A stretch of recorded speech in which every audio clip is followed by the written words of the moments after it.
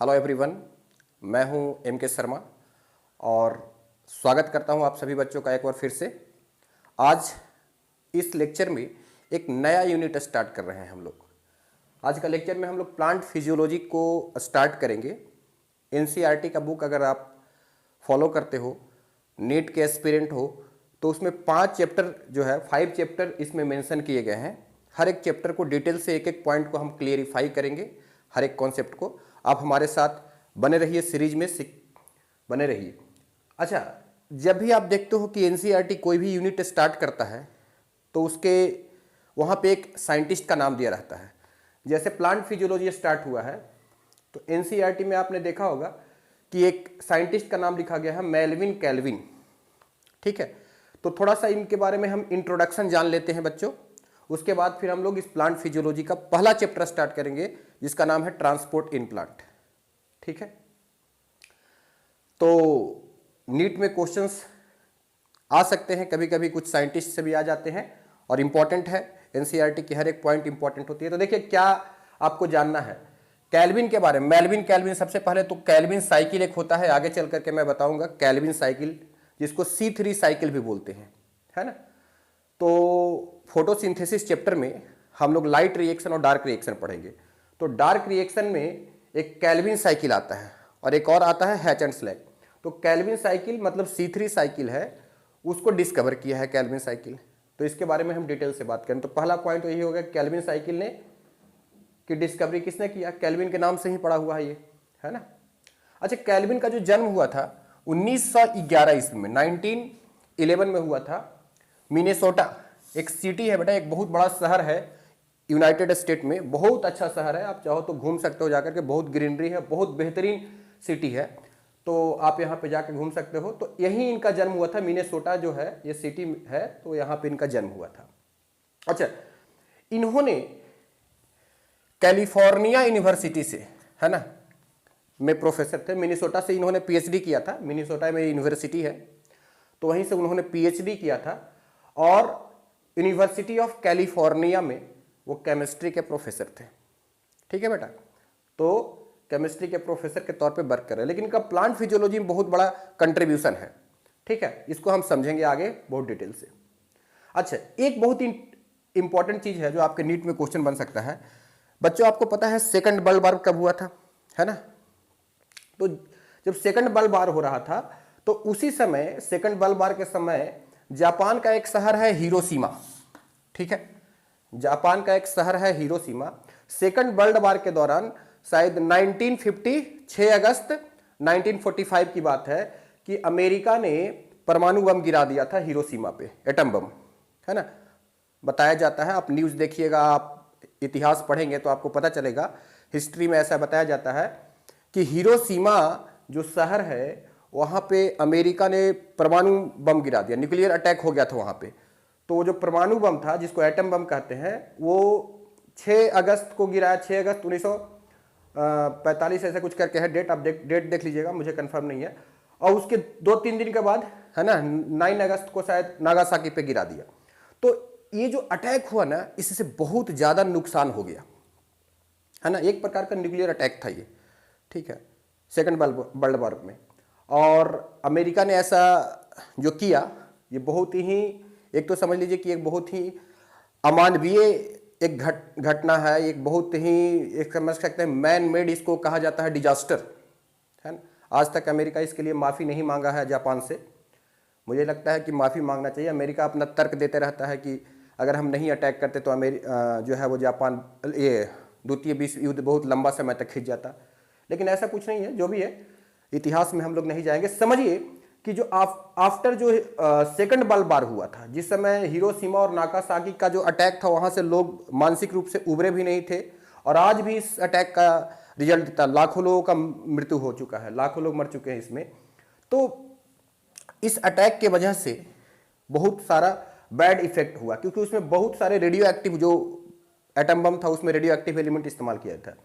उसी के ठीक बाद, है ना, जो कैल्विन साइकिल था उसने रेडियो एक्टिव एलिमेंट का बेनिफिशियल यूज को बताया, है ना।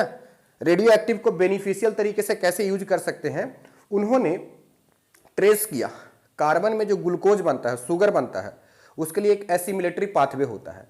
तो एसिमिलेटरी पाथवे में कार्बन 14 को इस्तेमाल किया। कार्बन का 14 जो है वो आइसोटोप होता है, C14 है ना, C12 कार्बन होता है और जो 14 वाला होता है वो आइसोटोपिक कार्बन होता है। तो इस कार्बन को एज ए सोर्स ऑफ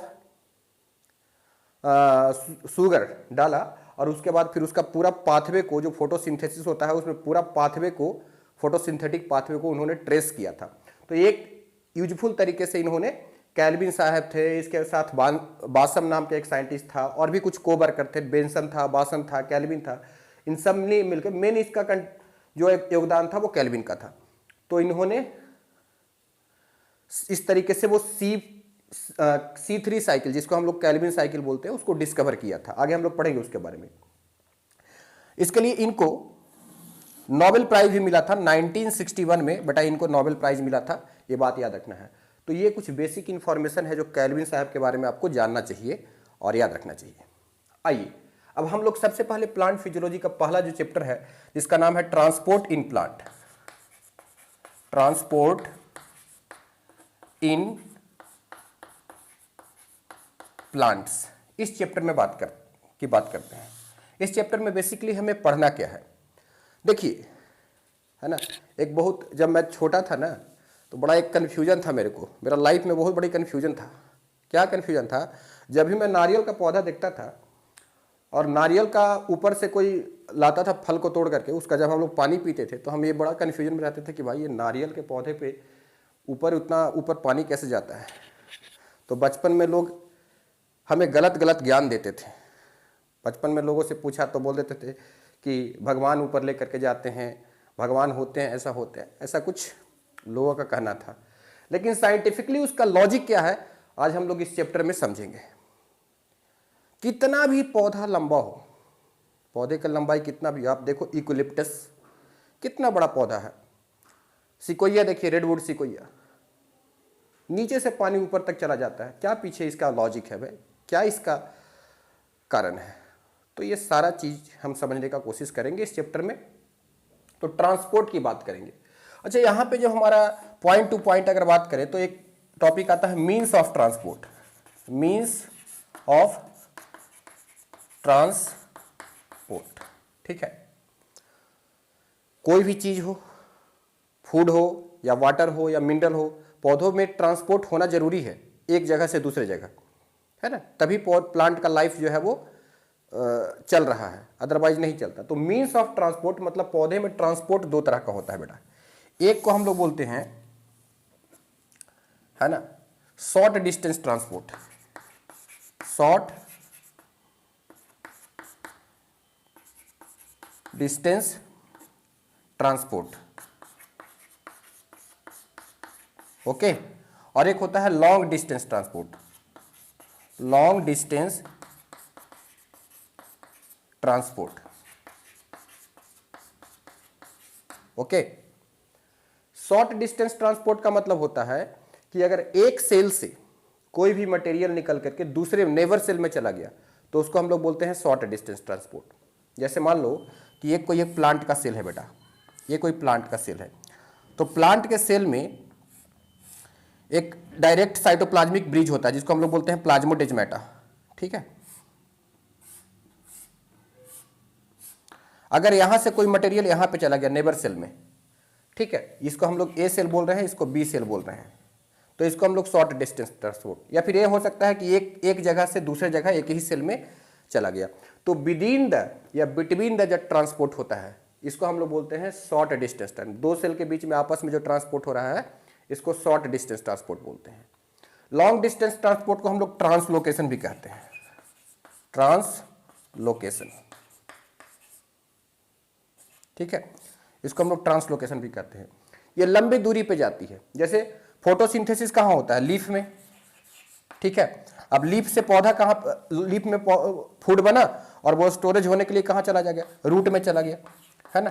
तो एक ऑर्गन से दूसरे किसी डिस्टेंटली लोकेटेड ऑर्गन के पास चला जा रहा है तो that is called long distance transport. Mineral root से लीफ में चला आया, फूड जो है ऑर्गेनिक फूड है वो लीफ में बना और रूट में चला गया, तो इसको हम लोग बोलते हैं लॉन्ग डिस्टेंस ट्रांसपोर्ट। ओके। तो लॉन्ग डिस्टेंस ट्रांसपोर्ट को हम लोग बाद में समझेंगे, इसके लिए कुछ हाइपोथेसिस दिया गया है, मास फ्लो हाइपोथेसिस एक दिया गया है, उस हाइपोथेसिस को थोड़ा सा डिटेल से समझेंगे। फिलहाल हम लोग समझते हैं कि शॉर्ट डिस्टेंस ट्रांसपोर्ट क्या होता है, ठीक है। तो शॉर्ट डिस्टेंस ट्रांसपोर्ट को समझने के लिए हमें कुछ कॉन्सेप्ट समझना पड़ेगा, ठीक है। पहले तो मैं इसको थोड़ा सा हटाऊंगा, इसलिए मैं एक बार फिर से क्विक रिकैप करता हूं। मैंने बोला प्लांट फिजियोलॉजी जो होता है, यहाँ पे हम लोग प्लांट के अंदर में डिफरेंट जो फिजियोलॉजिकल प्रोसेस होता है, फोटोसिंथेसिस का प्रोसेस, रेस्पिरेशन के प्रोसेस, ट्रांसपोर्ट का प्रोसेस, मिनरल न्यूट्रिशन का प्रोसेस, ये सारे प्रोसेस के बारे में पढ़ेंगे। यहाँ पे एक साइंटिस्ट का नाम है मेल्विन कैल्विन, है ना, जिनका जन्म मोनेसेटा नाम के सिटी में हुआ, यूएस के सिटी में 1911 ईस्वी में। प्रोफेसर ऑफ केमिस्ट्री कैलिफोर्निया का यूनिवर्सिटी में रहे।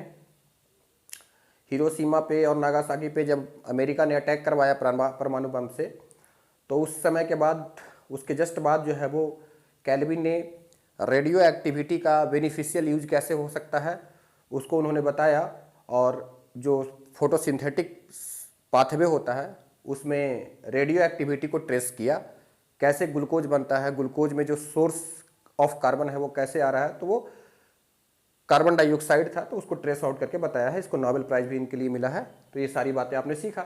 हमने बताया मीन्स ऑफ ट्रांसपोर्ट जो होता है वो दो तरह का होता है, short distance, long distance. Short distance between या विद इन द सेल, और long distance from one organ to distantly located another organ. इतनी बात आपको समझ में आ गई होगी। अब हम लोग आगे चलते हैं।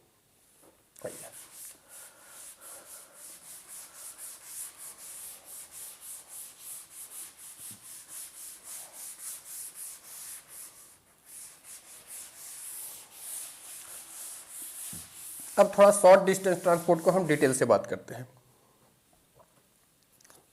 जब मैं शॉर्ट डिस्टेंस ट्रांसपोर्ट की बात करूंगा, शॉर्ट डिस्टेंस ट्रांसपोर्ट की बात करते हैं, तो ये जो ट्रांसपोर्ट होता है ये दो तरह का होता है। एक सेल से दो सेल में अगर जाना है, तो पहली बात तो मैं एक आपको कॉन्सेप्ट समझा दूं कि एक होता है सेलेक्टिव मेम्ब्रेन और एक होता है सेमी परमिएबल मेम्ब्रेन। दो तरह का मेम्ब्रेन कॉन्सेप्ट मैं आपको सिखा देता हूं। एक होता है सेमी परमिएबल मेम्ब्रेन और एक होता है सेलेक्टिव मेम्ब्रेन, सेलेक्टिव परमिएबल, ठीक है। जो हमारा सेल मेम्ब्रेन होता है, क्या, जो हमारा सेल मेम्ब्रेन है, सेल मेम्ब्रेन है या जो प्लाज्मा मेम्ब्रेन है, तो सेल मेम्ब्रेन क्या होता है, ये सेलेक्टिव परमिएबल होता है, ये सेमी परमिएबल नहीं होता है। दोनों में फर्क क्या है कि अगर कोई एक मेम्ब्रेन है जो सॉल्वेंट को अलाउ कर रहा है और सॉल्यूट को नहीं अलाउ कर रहा है पास होने के लिए, तो वो है semi permeable. Selective permeable membrane को इससे मतलब नहीं होता है कि सॉल्वेंट है कि सॉल्यूट है, ये सेलेक्टिव चीज़ों को अंदर जाने देगा या अंदर से बाहर आने देगा। जैसे गेट कीपर होता है, तो गेट कीपर क्या करता है, गेट कीपर जो होता है वो हर आदमी को अंदर नहीं आने देगा। आपको वो पहचानता है तो आपको अंदर आने देगा, आपके पास आई कार्ड है तो अंदर आने देगा, तो सेलेक्टिव लोगों को। तो हमारा जो सेल मेम्ब्रेन होता है वो सेलेक्टिव परमिएबल होता है, सेल के ऊपर में जो मेम्ब्रेन होता है, ठीक है। पहली बात तो आप ये समझ लीजिए, ठीक है। तो अब क्या होता है कि जब सेल मेम्ब्रेन से कोई भी चीज़ क्रॉस कर रहा है तो उसके ऊपर में कुछ कैरियर प्रोटीन लगे होते हैं, ठीक है। तो वो कैरियर प्रोटीन का काम क्या होता है, वो फैसिलिटेट करते हैं, कोई भी मटेरियल को अंदर जाने में या अंदर से बाहर आने में हेल्प करेंगे। फैसिलिटेट करना मतलब क्या होता है, हेल्प करना, ठीक है। तो आप देखिए यहाँ पे ध्यान दीजिए कि अगर मैं बात करूँ तो एक होता है पैसिव प्रोसेस, पैसिव, और एक होता है एक्टिव प्रोसेस। तो पैसिव प्रोसेस का मतलब होता है कि जब भी कोई मटेरियल को सेल के अंदर जाना है या सेल से बाहर आना है, उसके लिए अगर एनर्जी की रिक्वायरमेंट नहीं हो तो पैसिव है, और अगर हो तो एक्टिव है। तो यहाँ पे क्या बोल सकते हो कि यहाँ पे no ATP required, no ATP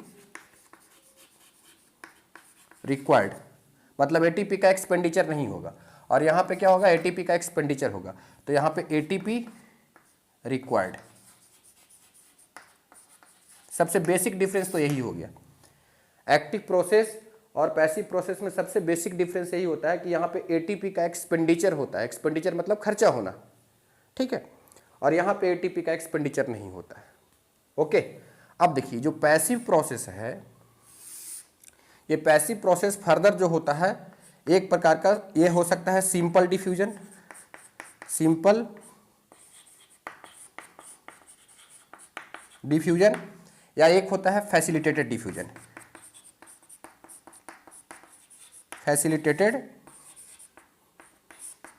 diffusion, ठीक है। तो सिंपल डिफ्यूजन और फैसिलिटेटेड डिफ्यूजन दोनों ही केस में एटीपी तो नहीं लगेगा क्योंकि दोनों पैसिव प्रोसेस है, ठीक है। एक चीज और समझो, कोई भी मॉलिक्यूल्स पैसिव प्रोसेस में हाई कंसंट्रेशन से लो कंसंट्रेशन में जाएगा। जैसे वाटर को ही हम बोल रहे हैं तो वाटर जिधर ज़्यादा रहेगा उधर से कम पानी की तरफ जाएगा, तो वो एक प्रकार का पैसिव प्रोसेस है। अगर कोई molecule low to high concentration में जाए, है ना, जैसे एक सेल है ना, सेल के अंदर में कोई भी मटेरियल हाई कंसंट्रेशन से लो कंसंट्रेशन में जा रहा है तो ये क्या है, ये पैसिव प्रोसेस है, ठीक है। और अगर लो टू हाई आ रहा है ना, लो टू हाई आ रहा है तो ये क्या हो गया, एक्टिव प्रोसेस। तो अगेंस्ट द कंसंट्रेशन ग्रेडियंट यहाँ पे होता है और यहाँ पे अलोंग द कंसंट्रेशन ग्रेडियंट काम होता है, ठीक है। तो जब अगेंस्ट द कंसंट्रेशन ग्रेडियंट होता है तो इसको बोलते हैं हम लोग अप हिल ट्रांसपोर्ट, और अलोंग द कंसंट्रेशन ग्रेडियंट होता है तो डाउन हिल ट्रांसपोर्ट होता है, ठीक है। अच्छा, फैसिलिटेटेड डिफ्यूजन और एक्टिव ट्रांसपोर्ट में कुछ कैरियर प्रोटीन होते हैं, लेकिन सिंपल डिफ्यूजन में कोई कैरियर प्रोटीन नहीं होता, विदाउट प्रोटीन होता है। तो यह एक फ्लो चार्ट बना करके मैं आपको कुछ बातें आपको बताना चाहता हूँ, ठीक है, उसको मैं पहले बता देता हूँ।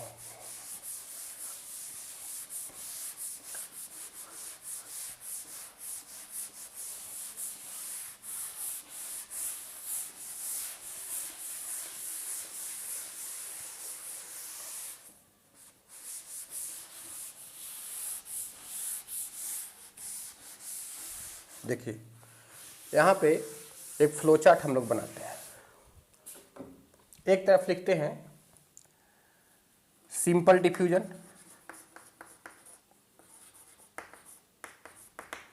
दूसरा तरफ लिखते हैं फैसिलिटेटेड डिफ्यूजन, और एक लिखता हूं एक्टिव ट्रांसपोर्ट, एक्टिव ट्रांसपोर्ट। पहला तो सिंपल जो हमने बताया, ठीक है। एटीपी कहाँ रिक्वायर्ड है, एटीपी, या जिसको हम लोग बोल सकते हैं एनर्जी रिक्वायरमेंट। यहाँ पे नो एनर्जी रिक्वायर्ड, यहाँ पे नो एनर्जी रिक्वायर्ड, और यहाँ पे एनर्जी की जरूरत है, यहाँ पे यस हो गया, ठीक है। दूसरा point membrane protein, membrane protein, इसमें नो मेम्ब्रेन प्रोटीन, इसमें यस, इसमें मेम्ब्रेन प्रोटीन की जरूरत है और इसमें भी मेम्ब्रेन प्रोटीन की जरूरत है। इसको भी इसमें भी कोई मेम्ब्रेन में प्रोटीन रहेगा, फैसिलिटेट करेगा, है ना, यहाँ पे हेल्प करेगा अंदर जाने में या अंदर से बाहर आने में, मटेरियल को हेल्प करेगा, ठीक है। Okay, up hill transport, up hill transport, up hill का मतलब होता है लो टू हाई, तो लो टू हाई कौन जाता है, एक्टिव ट्रांसपोर्ट। तो यहाँ हो गया यस, और बाकी दोनों ये पैसिव प्रोसेस है, तो यहाँ हो जाएगा नो और यहाँ भी हो जाएगा नो, ठीक है। डाउन हिल ट्रांसपोर्ट लिखेंगे तो ये दोनों में यस हो जाएगा, यहाँ पे नो हो जाएगा, है कि नहीं। अच्छा, उसके बाद फिर ट्रांसपोर्ट सैचुरेट्स, ट्रांसपोर्ट सैचुरेट्स, यहाँ पे नो होगा क्योंकि यहाँ पे कोई भी प्रोटीन नहीं लगा हुआ है मेम्ब्रेन पे, और यहाँ पे प्रोटीन लगा हुआ है, तो जब ट्रांसपोर्ट दोनों तरफ बराबर हो जाएगा तो यस यस, ठीक है। तो ये चार्ट आपको एनसीईआरटी में भी मिलेगा, उसको याद कर सकते हैं। ऐसे एक चीज और आप ऐड कर सकते हो, फैसिलिटेटेड डिफ्यूजन की जगह पे आप ऑस्मोसिस भी याद कर सकते हो। तो ऑस्मोसिस भी में भी वही सेम चीज हो जाएगा जो फैसिलिटेटेड, क्योंकि ऑस्मोसिस भी जो होता है वो एक प्रकार का फैसिलिटेटेड डिफ्यूजन होता है। वहाँ पे जो कैरियर होता है वो कोई प्रोटीन नहीं होता है, वहाँ पे एक चैनल होता है जिसको हम लोग बोलते हैं एक्वापोरी, ठीक है। तो इस तरीके से आप बेसिक डिफरेंस समझे। अब हमको एक एक करके ये डिफ्यूजन के बारे में पूरा डिटेल से समझना है कि ये कैसे कैसे जो है वो एटीपी का रिक्वायरमेंट है, मेम्ब्रेन प्रोटीन का रिक्वायरमेंट है। तो सबसे पहले तो मैं आपको बता दूं कि 3 तरह के ट्रांसपोर्ट होते हैं, यूनिपोर्ट, सिमपोर्ट और एंटीपोर्ट, ठीक है। अगर कोई सेल मेम्ब्रेन है, एक मटेरियल अंदर जा रहा है ना, कोई अगर सेल मेम्ब्रेन है, जैसे मान लो इसको हम थोड़ा सा अभी डिटेल करना चाह रहे हैं। देखिए अगर मान लो ये सेल मेम्ब्रेन है तो सेल मेम्ब्रेन पे इस तरह से कैरियर प्रोटीन लगा हुआ है। अगर कोई एक मटेरियल अंदर गया ए नाम के, तो इसको बोलोगे यूनिपोर्ट। अंदर गया बाहर आया, एरो सिंगल होना चाहिए, वन वे एरो होना चाहिए। एक अंदर गया और एक बाहर आ गया, ए अंदर चला गया, बी बाहर आ गया, तो ये हो गया एंटीपोर्ट। 2 मटेरियल एक ही साथ है ना, ए और बी अंदर चला जाए या बाहर चला जाए, तो इसको बोलते हैं सिमपोर्ट। तो ये जो ट्रांसपोर्ट होता है, यूनिपोर्ट होता है, एंटीपोर्ट होता है, सिमपोर्ट होता है, इसका डायग्राम भी एनसीईआरटी में दिया गया है ना। इनके बारे में हम लोग डिटेल से बात करेंगे नेक्स्ट वीडियो में, और हम आपको बताएंगे कुछ न्यूमेरिकल का कॉन्सेप्ट, न्यूमेरिकल बेस्ड कैसे क्वेश्चन बनते हैं, नीट वालों का क्या टारगेट होता है इस चैप्टर से, वहाँ पे हमारा अगला लेक्चर जो है वो फोकस्ड होगा, ठीक है। तो चलिए हम लोग point two point next lecture में अभी बात करेंगे, है ना। और वीडियो को थोड़ा सा शेयर करते रहिए, है ना, ताकि हम लोग भी और इनकरेज हो करके ज़्यादा से ज़्यादा अच्छा वीडियो बनाने का कोशिश करें, है ना। चलिए, थैंक यू।